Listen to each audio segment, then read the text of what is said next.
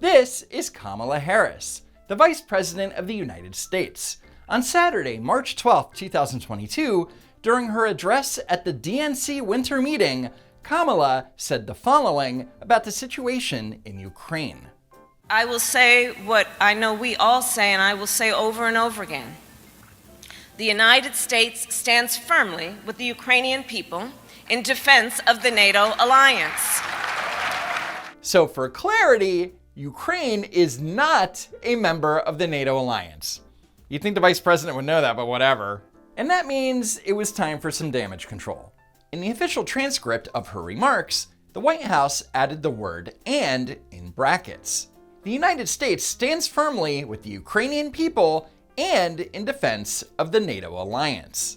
And as you can tell, that one word changed the nature of what she actually said. Now, look, I consider myself an objective person and understand that speaking in front of an audience and reading off a teleprompter isn't easy. So with that, let's give Kamala Harris the benefit of the doubt and assume that she misspoke. I mean, it happens, right? Right? Well, 3 days later, the following was posted on her social media accounts. The United States stands firmly with the Ukrainian people in defense of the NATO alliance. Whoops! Now, even though the post reads, "When I was in Poland and I met with US service members," which would imply that Harris tweeted this out herself, turns out she doesn't even run her own account. And we know this because at 9:22 p.m., 15 hours after it was posted, and only after the thousands of replies and quote tweets that ridiculed Kamala for saying that Ukraine is part of NATO, the Twitter post was deleted. And the same posts on Facebook and Instagram were both stealth edited. And when Fox News reached out to Harris's office about the matter, a spokesman claimed that the account that issued the tweet is controlled by the Democratic National Committee. And this was confirmed by the DNC in an email saying, "The "and" was omitted by accident, so we took it down and reposted it with the correct remarks." So Kamala Harris doesn't even run her own social media accounts. They're controlled by the DNC, and the DNC is so incompetent that it took them 15 hours to fix it. And I'm sure that Kamala is effing pissed that her own party is undermining her credibility, because undermining Kamala's credibility is Kamala's job. Case in point, when Kamala was in Poland, she met with President Andrzej Duda and took the following question from the press. Is the United States willing to make a specific allocation for Ukrainian refugees? And for President Duda, I wanted to know if you think, and if you asked the United States to specifically accept more refugees. Okay. A friend in need is a friend indeed. Okay, I can first. Okay, so the Vice President of the United States making jokes and laughing while referring to the suffering of Ukrainian refugees is unprofessional and inappropriate. But according to the ladies on The View, if you criticize Kamala Harris, you're, well, you know. They constantly question the qualifications of Black women, and that's why people are saying that she's unprepared. And I disagree. I think she's you a can very disagree, but that's the woman. truth of it. And so this is based in racism. This is based in misogyny.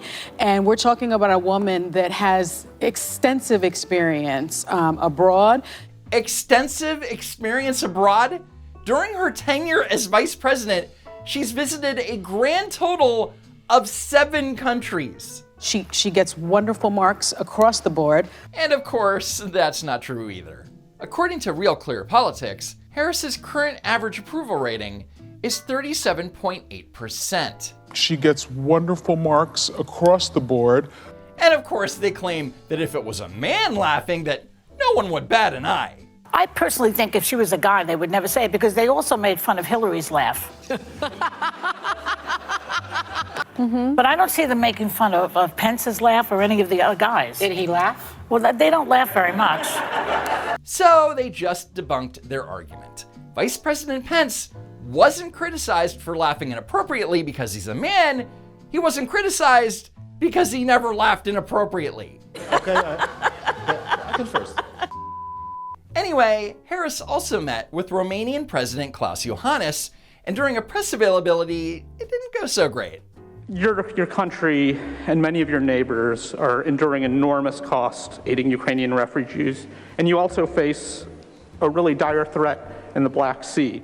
So far, this isn't a question, this is an opinion. This journalist saying that Romania is facing a really dire threat from Russia in the Black Sea is not rooted in reality. Romania is a NATO member state, and Article 5 dictates that an attack against a NATO member is considered as an attack against all NATO members. So if Russia decided to attack Romania, 29 other NATO countries would be obligated to step in and defend Romania. Al Jazeera reports that President Iohannis stated the following: Romania enjoys the widest possible security guarantees. Never in our history have we been better protected against any potential aggression. Romania will not be drawn into the military conflict in Ukraine. And I was just wondering what specifically you've asked the Vice President for. Particularly, do you need more U.S. troops here? Do you need any specific more material defense aid? Okay, so the question for President Iohannis ended up being whether or not Romania asked the US for aid or troops. This all has a point, I promise. Just stay with me. And if I can ask you, Madam Vice President, President Biden has said that Americans will feel some pain for the sake of defending freedom and liberty, but there does seem to be no end game in sight. How long should Americans expect? How long should we be bracing for this really sort of historic inflation and some unprecedented gas prices? So to recap, President Iohannis was asked about US troops and aid, and Harris was asked about gas prices and inflation. Now, watch Kamala Harris address neither. Sure. In terms of the discussions that the President Iohannis and I had, they ranged in subject, including the issue of the Black Sea, and I'll let him explain in more detail as he would like. But we are, again, fully aware and apprised, because we are in constant communication with the President, with his administration here, about the concerns that they have about the entire region and, frankly, the vulnerability. All you have to do is look at the map. So if the United States is fully aware and apprised of Romania's concerns, then what's the point of Harris being there in the first place? When we look at Putin's actions, it is painful to watch. It is painful to watch innocent people in Ukraine who just want to live in their own country and have pride in themselves as Ukrainians, who want to be home speaking the language they know, going to the church that they know, raising their children in the community where their families have lived for generations. And by the millions now are having to flee with nothing but a backpack. So the questions were about gas prices and inflation, as well as sending US troops and aid to Romania. Kamala addressed neither, but instead, she ended up rambling about how war is bad. We all watched the television coverage of just yesterday. That's on top of everything else that we know and don't know yet, based on what we've just been able to see. And because we've seen it or not doesn't mean it hasn't happened. But just limited to what we have seen. It is so helpful. The only thing that the White House accomplished by sending Kamala to Poland and Romania was padding her foreign policy resume. We have the unfortunate experience, all of us right now who are not in Ukraine, of witnessing horror. Not only that, but we also have the unfortunate experience of watching Kamala Harris stumble on the world stage. It is painful to watch. Anyway, back in the United States, on March 15th, it was announced that Doug Emhoff, the second gentleman, tested positive for COVID. And that means Joe Biden couldn't feature Kamala at his Women's History Month event at the White House, and her absence threw him off in a big way. We've got a little change in the arrangement of who's on the stage because of the First Lady's husband contracting COVID, but... So if the First Lady's husband contracted COVID, that would mean Joe Biden has COVID. Calm down, of course that's obviously not the case. Thank God. But it does mean that Joe Biden called his vice president the First Lady. Ironically, during an event celebrating women's history. Womp womp. Look at this room and what you see. Pardon?